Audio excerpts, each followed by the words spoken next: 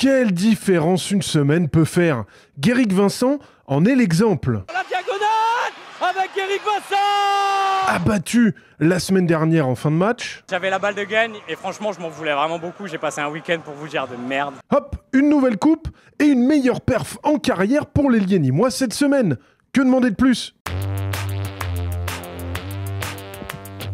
Salut à toutes et à tous et bienvenue pour le débrief de la 18e journée de l'Ikimoli Star League et de la 20e journée de Pro League. On fait le tour de l'actu de la semaine, c'est parti!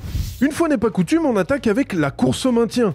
Ivry a connu une semaine très difficile dans une saison qui l'est tout autant. Sa salle historique de l'Aune a été ravagée par un incendie et sera inutilisable de nombreux mois. Mais malheureusement, le championnat continue et les Rouges et Noirs ont un déplacement presque de la dernière chance à Cesson, aussi en difficulté avec 7 défaites et un nul sur les 8 derniers matchs. Ivry entre bien dans la rencontre et prend petit à petit l'ascendant sous les coups de canon de Ronaldo Almeida. Faut le tir à la hanche, terrible, oh l'exploit personnel. Ronaldo Almeida, merci, on va se le revoir, quel délice. Cesson n'y est pas et perd beaucoup de ballons et Mathis Beauchef se régale sur grand espace. Bah oui, l'interception Mathis Beauchef, tout seul, on attendait un coup de sifflet qui n'est pas venu. Plus 7 Ivry dans ce début de deuxième mi-temps là. Les Bretons relèvent tout de même la tête et reviennent petit à petit au score en faisant douter des Ivriens, pas en confiance. L'écart fond comme neige au soleil dans une glace arena qui prend enfin vie. Une balle d'égalisation, Molinier qui égalise. La fin de match est irrespirable et on se rend coup pour coup. Robin Molinier donne l'avantage à Cesson pour la première fois depuis le début de rencontre. Les mains de Robin Molinier pour placer la glace qui explose. La glace qui explose. Mais c'est de courte durée. Justement, Derrick Zeffel qui prend ses responsabilités, qui a pris un coup au passage, l'avantage, et Mathis Beauchef qui lui prend ses responsabilités aussi. Enfin, David Bernard met un terme aux espoirs des Bretons sur cet arrêt. La solution jusqu'à la Labigang, pas beaucoup d'aile. Oh la parade de David Bernard, incroyable. Oh qu'il est précieux cet arrêt, qu'il est précieux David Bernard qui était dans le dur depuis quelques minutes. Puis Arnao Garcia clôt les débats sur le terrain et en interview.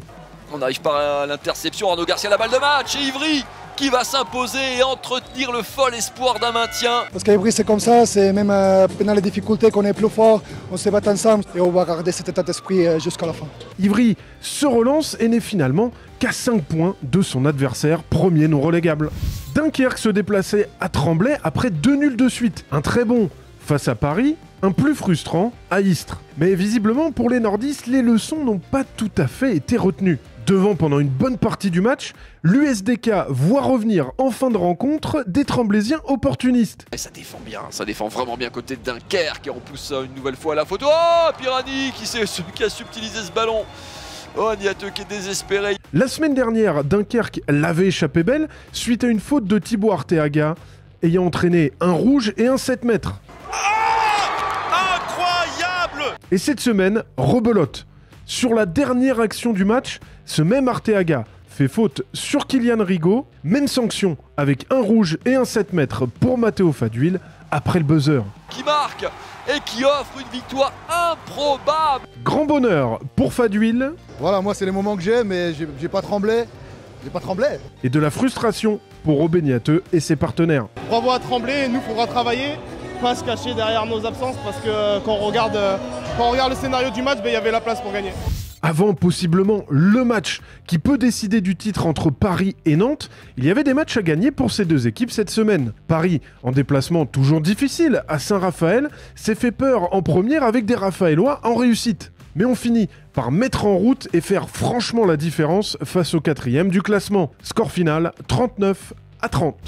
Scénario un peu identique pour les Nantais, avec des Chartrains qui ont posé vraiment des soucis au H pendant 25 minutes avant d'encaisser un 8-0 à cheval entre les deux mi-temps, qui est rédhibitoire face à de telles équipes.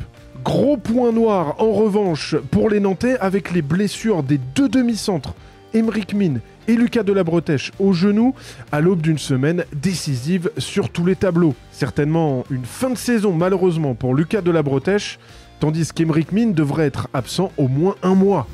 Dans les autres matchs de la 18e journée, Montpellier a dû batailler pour venir à bout d'Istres, qui réalise de très bonnes performances mais n'en tire pas de points et reste relégable. Nîmes confirme sa très bonne forme en 2025 en disposant de Limoges, un peu usé par l'enchaînement des matchs et frustré par le scénario. Chambéry réalise la bonne opération en battant Toulouse dans un phare déchaîné. Phase compliquée pour le Phénix, avec également l'enchaînement des matchs européens ainsi que les blessures. Enfin, surprise à Créteil, qui, comme la saison dernière, bat Aix à domicile et en profite pour s'éloigner de la zone des relégables. Au classement, toujours statu quo devant avant le choc de la semaine prochaine. Nîmes se rapproche à 4 petits points des places possiblement européennes et emmène avec lui toute la meute jusqu'à Chambéry, 13e. On s'oriente peut-être vers une lutte à 3 pour le maintien, mais tout peut changer très vite. Direction la Pro League maintenant avec 2 journées qui se sont jouées la semaine dernière. Une semaine de rêve pour les Vikings de Caen qui sont allés s'imposer avec la manière mardi chez leurs voisins cherbourgeois, grâce notamment à un Louis Tournellec en mission avec 11 buts. Ça fait 2 sur 2 cette saison dans les derbys normands pour les Canets. Mais il fallait assurer dès vendredi avec la réception des Septors, en feu avec 11 victoires consécutives en Pro League, la dernière mardi face à Pobillère. Après un début difficile, les Vikings sont revenus et se sont envolés grâce à l'appui du public et à Jean-Emmanuel Kouassi qui s'affirme comme le meilleur gardien de Pro League cette saison avec ses 15 arrêts. En revanche, gros coup d'arrêt cette semaine pour Ponto, qui avait pourtant bien démarré son année 2025 jusque-là. D'abord, mardi, c'est Cournon qui est venu battre les Pontellois chez eux pour se relancer dans la course au play-off. Puis samedi, les hommes de Guillaume Sorina sont allés concéder le nul chez la Lanterne Rouge Angers, qui prend son 2e point de la saison, bien aidé là aussi par son gardien Alan Santos. Pour les 2 leaders, la semaine a été bonne. D'abord, Frontignan qui recevait 2 fois. Et comme toujours avec l'équipe de Guillaume Crépin, les scores ont été prolifiques. Mais si la victoire mardi face à Sarrebourg s'est dessinée rapidement, ça a été beaucoup plus indécis face à Cournon. Mais les Noirs et Or ont de la ressource et s'en sont sortis de justesse pour valider une semaine à 4 points. Tout comme Dijon, qui restait sur un match nul et une défaite frustrante. Les Bourguignons se sont relancés et avec la manière mardi à Massy, qui n'a pas vraiment pu exister dans la rencontre. Le DMH recevait vendredi Cherbourg et est retombé dans ses travers en laissant revenir les Normands après avoir mené de 7 buts.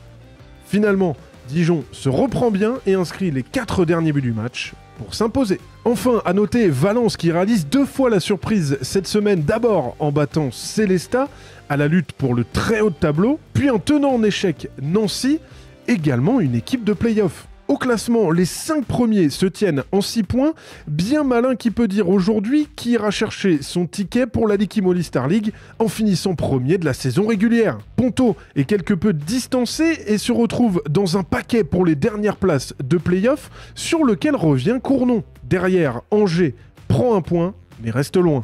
Semaine décisive pour la suite des campagnes européennes de nos clubs et retour dès jeudi de la Liquimoli Star League pour une journée importantissime ponctuée par le Star Match Paris-Nantes. Allez, on se quitte avec un prémisse du top but et du grand spectacle avec cette passe merveilleuse d'Arthur Vigneron pour Johan Maresco.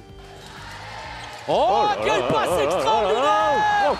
Et derrière la finition, Arthur Vigneron, version All-Star Game. Ah oui. Oh, c'est absolument exceptionnel. La passe, c'est incroyable. Et le petit bonbon de Brian Monté. Oh, exceptionnel.